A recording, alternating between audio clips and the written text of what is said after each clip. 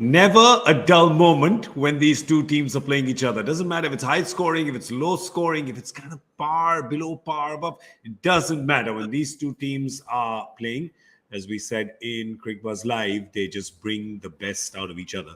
Sometimes they bring the worst out of each other as well, just because you're nervous. Not so good performances, not so good choices. I've got Michael Vaughan here with me to talk about how many of those good and bad choices the two teams have done in this chase. 156 for Chennai to win. They're at 68 for 3 at the halfway mark. And I don't know how you're calling this, Michael. Who has this first half belonged to? Well, I'm calling the over 8 disgraceful to start with. That's another conversation. We've got two teams who don't really at the minute know how to win. So it's going to be intriguing. You've got Mumbai who clearly have lost a lot of confidence and have not won a game. Chennai have only won one game, but they've been finding ways of losing from winning positions. You would think the team with the batting hand are going to win this one, but you just never know. Every time you think, Uttapa's just starting to play well and he gets out, every time you feel that they're just grabbing the game, they lose a wicket. So it's going to be intriguing, but I just think the team in yellow should just get over the line.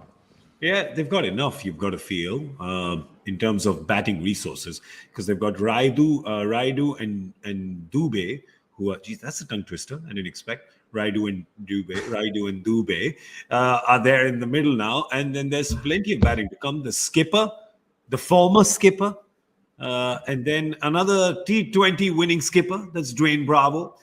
He's taken about a million wickets, but it's pretty handy with the bat as well, as we know, than Dwayne Pretorius. So they've got enough batting resources there. Let's see the bowling resources that Mumbai have.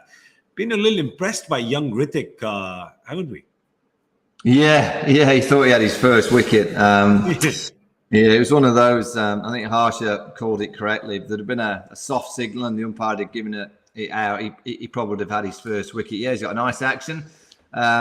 He got a bit of treatment after that non-dismissal straight down the ground for 6 from Uttapa. But there's plenty of variation in the attack. I just got a sense, and I don't know if you feel the same, that it just seems to be a lack of intensity and desperation from Mumbai, because they know really they don't need to win because they're out of this year's IPL. I can't see how they qualify.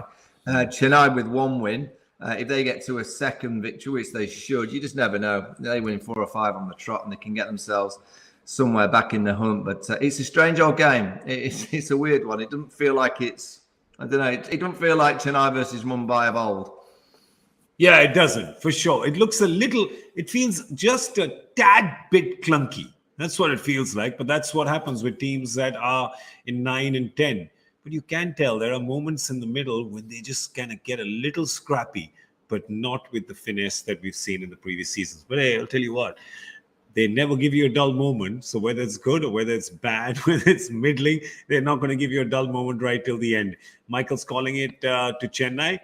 I'm thinking there's just 1 or 2 twists in the tail that are still to play out. I don't know. I feel like something's going to happen.